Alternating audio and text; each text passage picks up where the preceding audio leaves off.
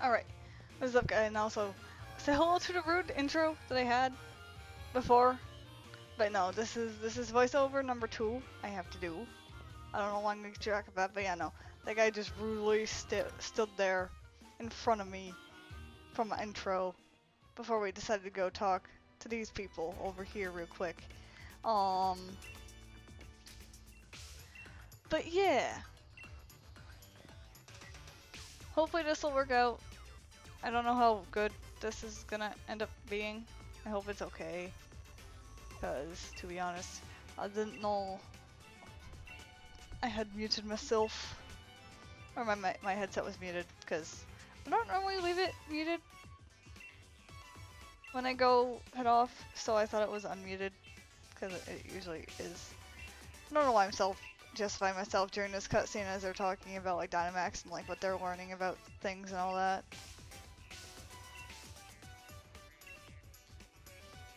But yeah, and then here's Knuckleberg, which is mentioned. Knuckleberg is the dragon type gym leader's town. Yes, the gym leaders own the town now. Good job, me. But yeah, that is our essentially our next stop. Well, it's not our next stop. It's after we beat Kabu. It's our next stop, of course. Oh yeah, and here's Endure. I sit here for a while because I read KO and I'm like, that's not a one-hit KO move, but it does mention KO, so I think it's Endure. It's either Endure or False Swipe. It's one of those two. If it does damage, I know for a fact it's False Swipe, and I think it is. That's just my guess. Actually, the more I think about it, the more I believe it is indeed False Swipe. But yeah, because I got everything last time from Keelberg. We can move on and go through the mines. And this is the mine that you would like to go to if you need surf. But as you can see, you can get Shuckles, you can get Wimpads, you can get Choodles. Well, you can't see the Wimpods, but you do get Wimpods here, and you get Krogunks here. You can also find Noibat in this cave. I don't know everything you can find, but there are Shellos, and there is a Gastrodon that you can get via surf. Also, Beat's here to challenge us, because you know, as you do.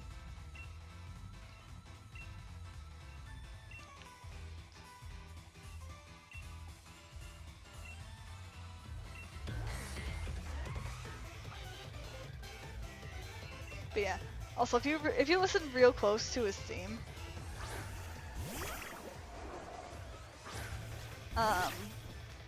one of the things I noticed is like the one thing that sounds like someone talking does say bead, which is actually part of the other reason why I do believe his English name is pronounced as bead.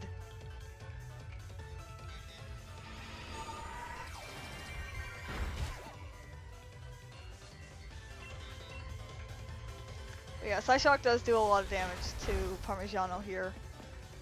But thankfully, we were able to take out Solosis with no problems, and then I just decided to switch over to Parole.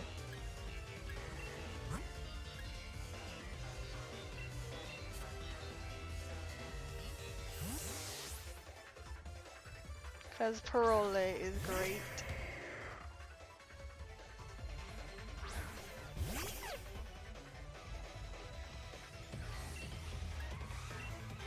Because Noctisperza, i.e. Nightshade, is great for sweeping his team.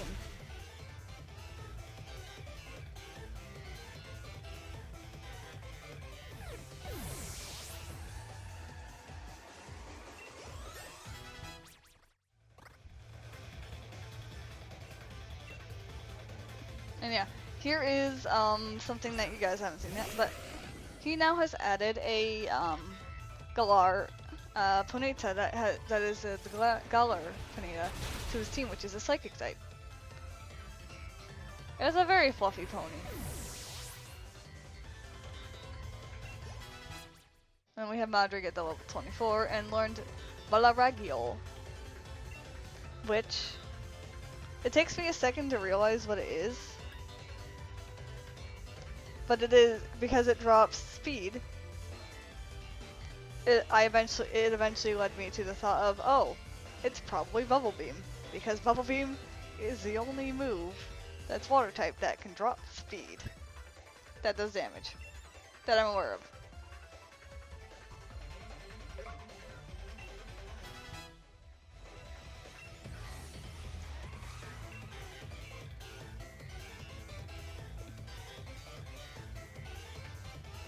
Yeah, now he's on to his like last Pokemon.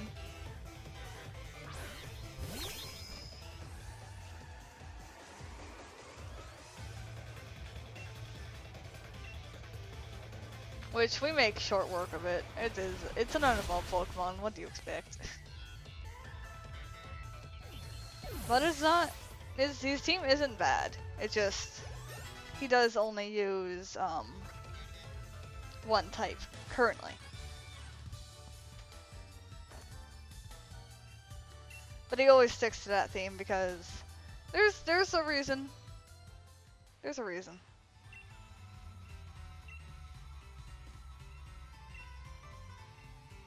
And then he just hands us his league card, which I still can't read any of these.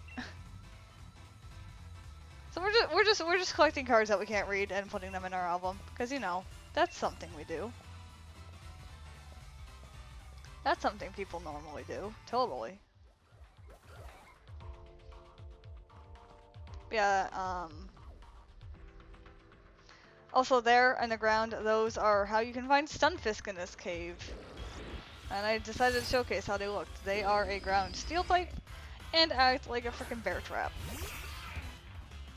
Which you wonder why I question the safety of going through caves when these Pokemon exist. Because if they bury themselves and only have like their mouth to showcase, clamping down on your foot, because if they're part steel, those little teeth on the front of them and the back of them would probably hurt a lot.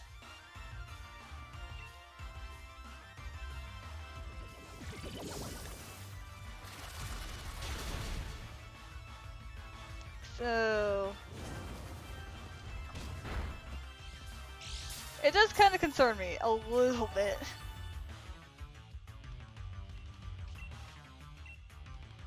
Just a little bit though.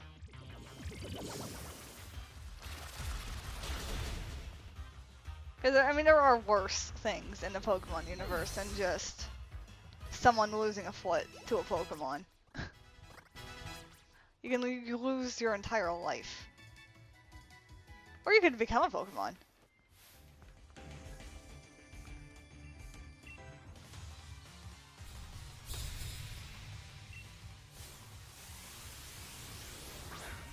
Oh yeah, this Pokemon it has an ability that kind of makes me sad, which is Steam Engine, which means if it's hit by a fire type move, which makes sense, or a water type move, which doesn't make sense, its speed raises.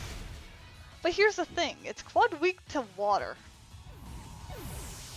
So basically your speed raises if you can survive a water attack. You're also quad weak to ground. It has a lot of weaknesses, but it is a really tanky Pokemon.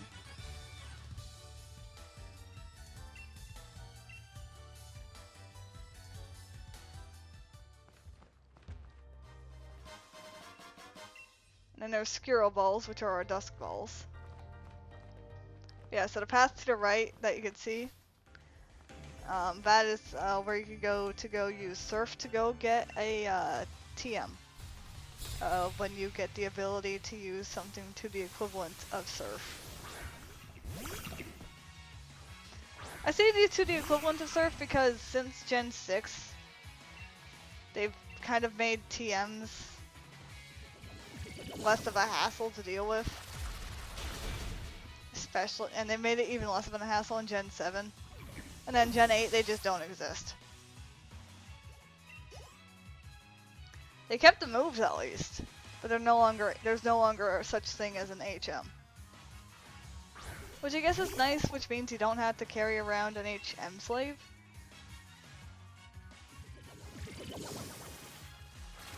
But that also means that people who didn't know didn't grow up with the older generation of games doesn't understand the struggle of HMs. Which I guess is fine, because, I mean, these new Generation 7 and 8, and even 6 are technically catered towards the newer generation.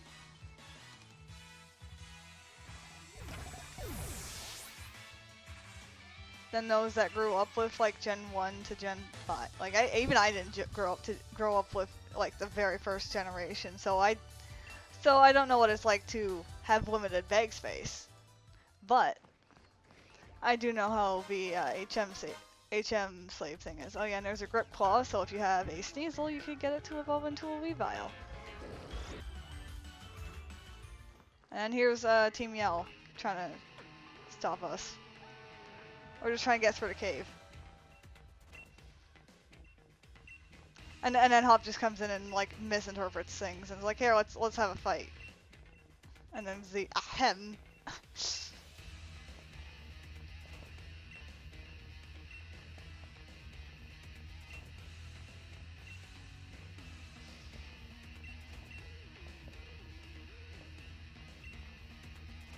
But yeah, that is like older stuff.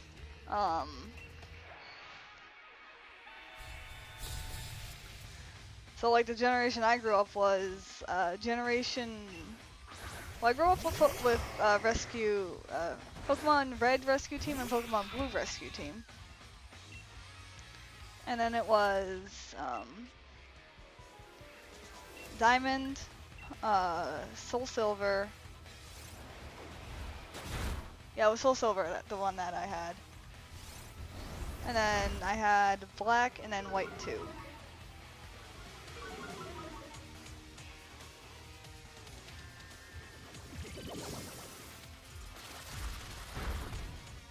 Those were the games that I kind of grew up with.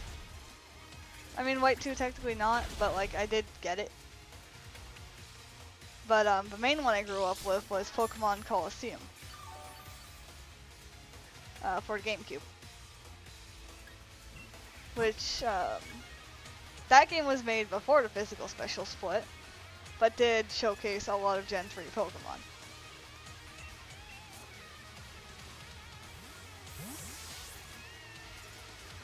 Which I have done a playthrough of Colosseum. I've also done a playthrough of XD. I know part of XD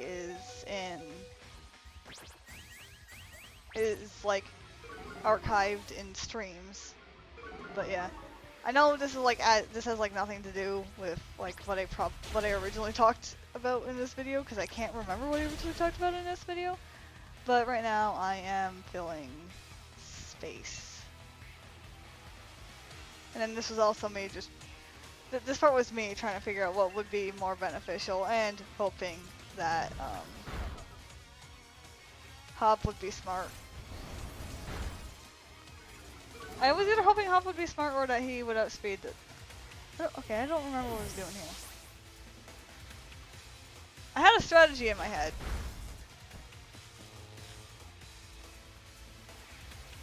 When I was doing that move. I just can't remember what anymore. Either way.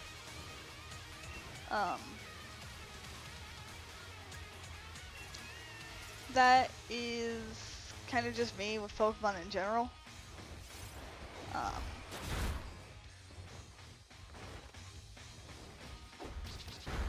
And yeah.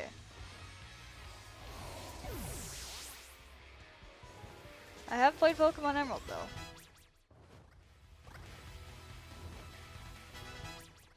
I have played at least some of the older games. Not all of them for sure, but I have played some. Either way, back to this battle. They basically have two more Pokemon, which is like a Pancham and a Liepard.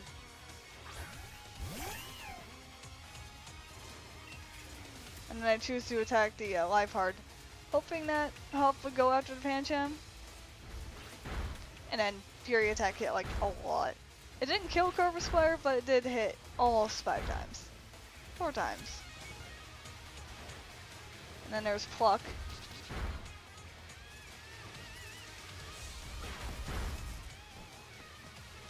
Which, unfortunately, he wasn't doing the super effective move. But he was taking out the Pokemon that had, like, the most threat out of the two. Because it was fully evolved. Which is technically the only reason why it was a threat, because, unfortunately, stat-wise, Liepard is a fairly mediocre Pokemon. You can make it really good, though. If you know what you're doing, you can literally use just about any Pokemon and make it work. Hell, people have like swept like an entire game with just a Magikarp. Also, this move is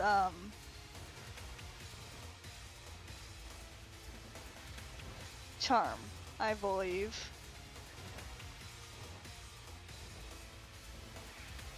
It's something similar to Charm because it does like very much reduce the attack, so I forget more so because I like Watto. It's fun to have Watto and mess with things because I see Watto as kind of useful if like you have someone with Arena Trap. But hold on, I don't remember if Roar can affect Arena Trap or not. But yeah, here we go. Parmigiano is finally evolving into her form of Voltound.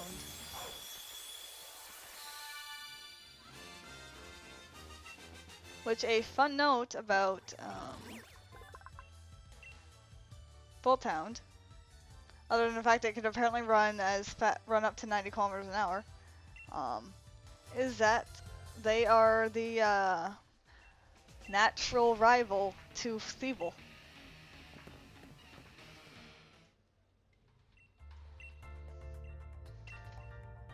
And the Pokedex entries do state that. Also, I did have to heal there. And then watch this, because you know how the Choodle chases us. And yeah, there was a Noibat there. Look at him run! And then I also saw a shiny, so I wanted to grab that, but there was also a Kurgong chasing me. So I kind of freaked out a little bit, and then ended up running into a Choodle. But you know, don't worry about it.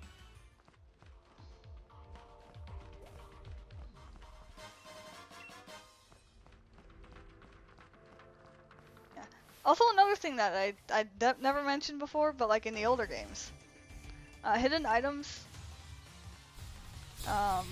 The further back you go in the game, the harder they are to find, because normally you just have to look for like very specific things, because they don't have like a sparkle to show you whether or not they're there. You just have to kind of know. Later on, games will give you, like in Gen 4 and Gen 5, they gave you a way to find them.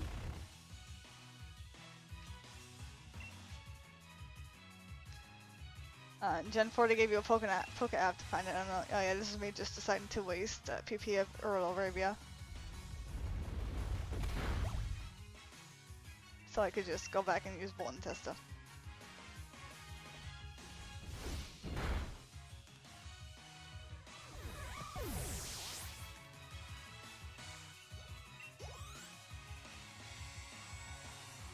But yeah. The newer the games, the easier it is to find hidden items, and in this game they're technically not hidden items, but they're just items that you can find on the ground versus in a Pokeball. That's like the only difference, I feel. Oh yeah, and for some reason here, I just decide that I'm gonna take on the Onix with physical attacks when Onix is a physical tank. And if you want to take him down, use a special attack of grass or water, and he's just gone. Because he's quad weak to those. That's like the downside of having a ground rock type. They do gain a lot of weaknesses, but they're at least known for being tanky. Like Onix is one example. Geodude, the Geodude line's another one. The main Geodude, not the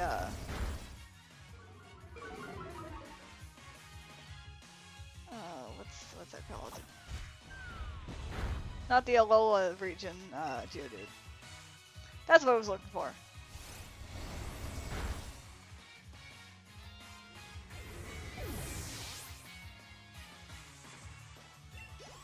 Heck, I remember the newer episodes is when they decided to go back to their roots of like going back to appealing to the newer audience when they started releasing like Sun and Moon episodes. Brock had a regular Geodude, and one of Ash's friends decided to use an electric type move against it because he only knows of Geodude for being rock and electric, not rock and ground. Either way, onto Kabu telling them off, and also myself or character model teleporting to where I need to be versus where I actually was. You're just telling them to get out of here. Yeah, you can find in this area where Kabu and the rest of us are standing. You can find more Pokemon, but there are no other items here, so you don't have to worry about that.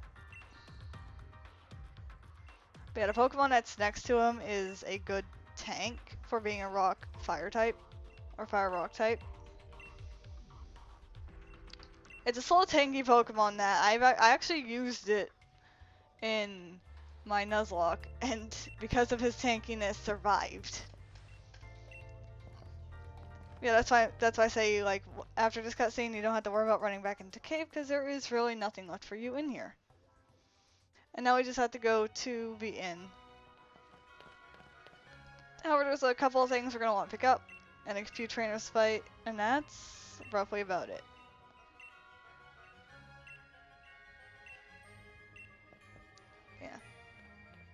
You can now start finding like Noctowls and like Zoodaloodoos. There's Coughings. The item behind the fence, you will get a Monet Amuleto, which is the coin amulet,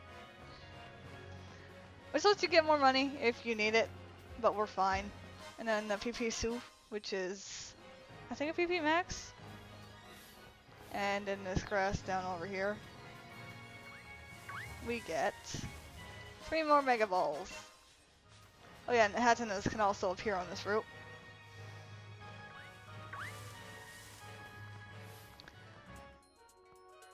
So we're gonna take down this Madame, who has a Yamper. And we're just gonna take her out with Parole.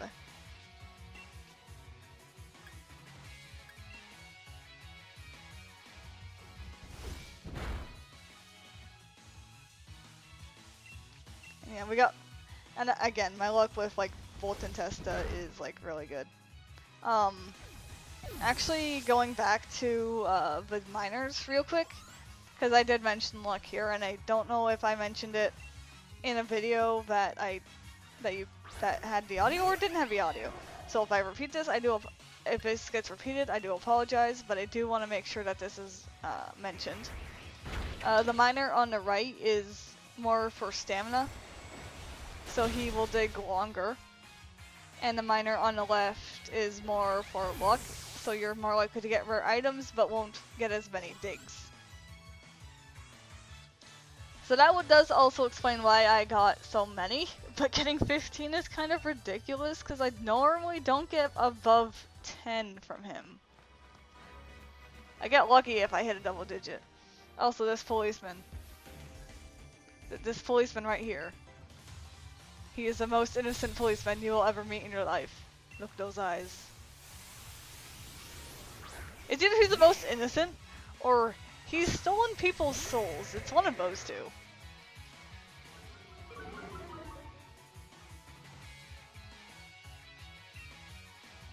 We'll figure it out when we get there. Also, there's that flinch again from Bolt and Testa, i.e. headbutt.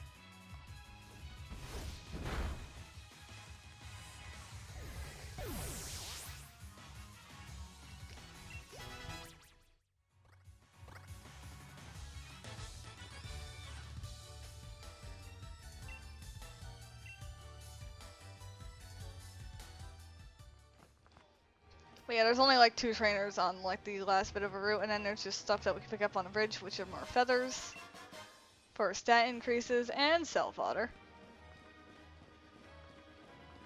That's kind of why I just ended up leaving.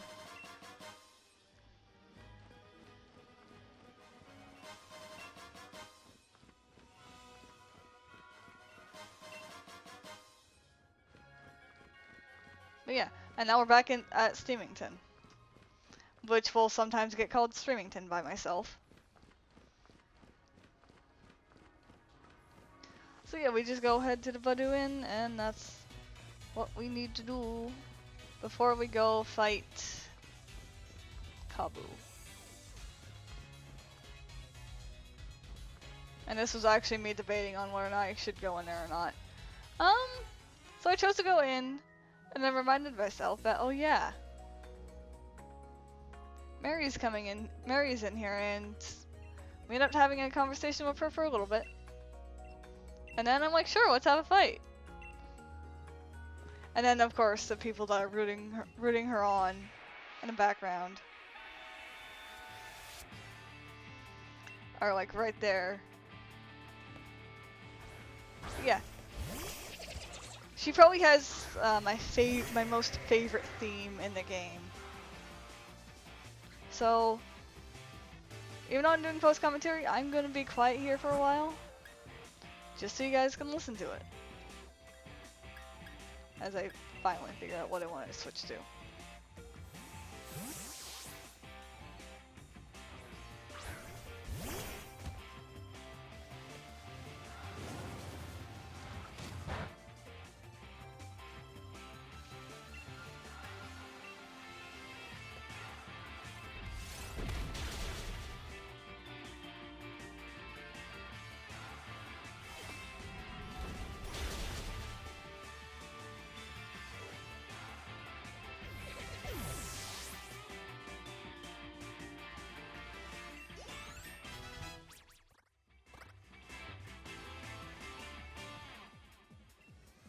So, Kozata Zen is, of course, Zen Headbutt. So we're gonna forget Headbutt and learn Zen Headbutt. Because, you know, stab is nice. And it can still cause flinch. But yeah, part of why I think I like her song, like her theme specifically out of more than like everything else in there, is because of the electric guitar. And it probably is because of Pokemon Coliseum. Because Pokemon Coliseum had a lot of like different instruments, but like for example, if you look up Pokemon Coliseum first battle and listen to that song also has it has an older electric guitar, but it still has like a really good guitar. And then there's the sequel to the game, which puts in more Pokemon, switches around the music, and in my opinion doesn't have the best soundtrack because they added more song. They have literally one song that is like a 30-second loop, and it's not even a good loop. But again, that's just me. I'm rambling and talking about music while fighting Mary. And yeah, here's her Pokemon, which I've always been confused by it because I've seen it as an electric dark type, but it has a form change. So I don't know if its typing changes because of it. Which Double Kick here actually proves to me that it doesn't actually change any typing, and it's still an electric dark type. And that's the form change I was talking about. Well, it's still at least dark type. I don't know if it changes off of electrical type. Actually, what's going on? I can go look that up.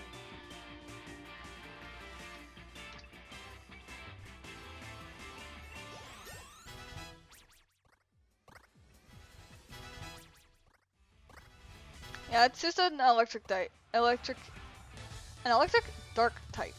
Eh. which has a signature ability of Hunger Switch. The ability between its full belly mode and hangry mode. Full belly mode, Aura Wheel is an electric type, while in hangry mode is a dark type move. Oh, sorry, Aura Wheel is an electric type move, so it does do a stat thing. I knew it did a stat thing. Sorry, I just wanted to reconfirm something with me. With myself. I mean, both of those were technically right. But yeah, then she gives us Kabu's card. Which, yeah.